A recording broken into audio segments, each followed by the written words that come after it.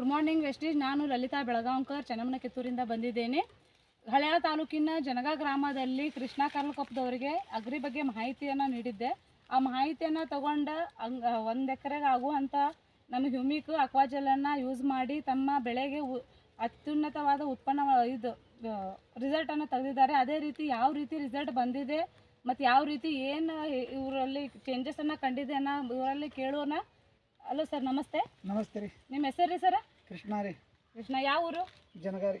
ಜನಗಾಗೂರು. ನೀವು ನಿಮ್ಮಂಥ ರಿಸಲ್ಟ್ ಕಬ್ಬಿಗೆ ಹಾಕಿದ್ರಲ್ಲ ಗೊಬ್ಬರ, ಅದ್ರ ರಿಸಲ್ಟ್ ಏನು ಬಂದದ ಸ್ವಲ್ಪ ಹೇಳ್ಬೋದು? ಚಲೋ ಬಂದೈತ್ರಿ. ವರ್ಷಕ್ಕಿಂತ ಸ್ವಲ್ಪ ಗೊಬ್ಬರ ಕಮ್ಮಿ ಹಾಕಿದ್ದೀವಿ. ಅದು ಹಾಕಿದಿಂದ ಹಾಂ ರೀ, ಸ್ವಲ್ಪ ರಿಸಲ್ಟ್ ಚೆನ್ನಾಗಿ ಕಾಣ್ತಾ ಇದೆ. ಬೆಳೆ ಆದ ವರ್ಷಕ್ಕಿಂತ ಚಲೋ ಇದೆ ರೀ. ಚಲೋ ಇದೆ ರೀ ಸರ್. ಮತ್ತು ಇದ್ರ ರೈತರಿಗೆ ಉಪಯೋಗ ಐತ್ರಿ ಸರ್ ಇದು? ನಾವು 1 ನಂಬರ್ ಐತ್ರಿ. 10 ಚೀಲ ಗೊಬ್ಬರ ಹಾಕೋದ್ರಲ್ಲಿ 5 ಚೀಲ ಗೊಬ್ಬರದಲ್ಲೇ ಬರ್ಬೋದು ಅನಿಸ್ತೈತೆ ರೀ. ನಮ್ಗೆ ಬರ್ತೈತಲ್ರಿ ಸರ್? 4 ಮಂದಿ ರೈತರಿಗೆ ಅನುಕೂಲ ಆಗ್ತೈತ್ರಿ ಸರ್? ಅನುಕೂಲ ಐತ್ರಿ. ಅದ್ರ ಬೆಳೆ ಯಾಕಂದ್ರೆ ವರ್ಷಕ್ಕಿಂತಾನೆ ಚಲೋ ಐತ್ರಿ ನಮ್ದು. ಮತ್ತು ಗೊಬ್ಬರ ಕಮ್ಮಿ ಉಪಯೋಗಿಸಿದ್ರಿ. ಗೊಬ್ಬರ ಕಮ್ಮಿ, DAP ಯೂರಿಯಾ ಗೊಬ್ಬರನ ಕಡಿಮೆ ಮಾಡಿರಿ, ಆರ್ಗಾನಿಕ್ ಏನೋ ಗೊಬ್ಬರನ ಹೆಚ್ಚಿಗೆ ಮಾಡಿ ನಾವು ಬಂದಂಥ ರಿಸಲ್ಟ್ ಶೇರ್ ಮಾಡ್ತಾ ಇದ್ರಿ ಸರ್. ಈ ರೈತರಿಗೆ 4 ಜನ ರೈತರು ಶೇರ್ ಮಾಡ್ತೀರಿ ಸರ್? ಮಾಡ್ತೀವಲ್ರಿ. ಹೆಂಗೆ ಬೆಳೆ ಚಲೋ ಬಂದ್ರೆ ತಾನೇ ಬಂದು ನೋಡ್ಕೆ ಆಜು ಬಾಜು ನೋಡ್ತಾರೆ. ಆಯ್ತು ರೀ ಸರ್. ಒಟ್ಟು ನಿಮ್ಮ ಇದಕ್ಕಿಂತ ಮುಂಚೆ ನಿಮ್ಮ ಕಬ್ಬು ಯಾವುದೇ ರೀತಿ ಸ್ವಲ್ಪ ಚಲೋ ಬಂದಿಲ್ಲ, ಹಿಂಗೆ ಚಂದ ಬಂದಿಲ್ರಿ. ಈ ಬರೀ ಚಲೋ ಕಾಣತೈತಿ. ನೋಡುವ ರೀ ಹೆಂಗೆ ಚಲೋ ಈ ರೀತಿ ಈ ವರ್ಷ ಚಲೋ ಬಂದೈತ್ರಿ. ಚಲೋ ಬಂದೈತ್ರಿ. ಮತ್ತೆ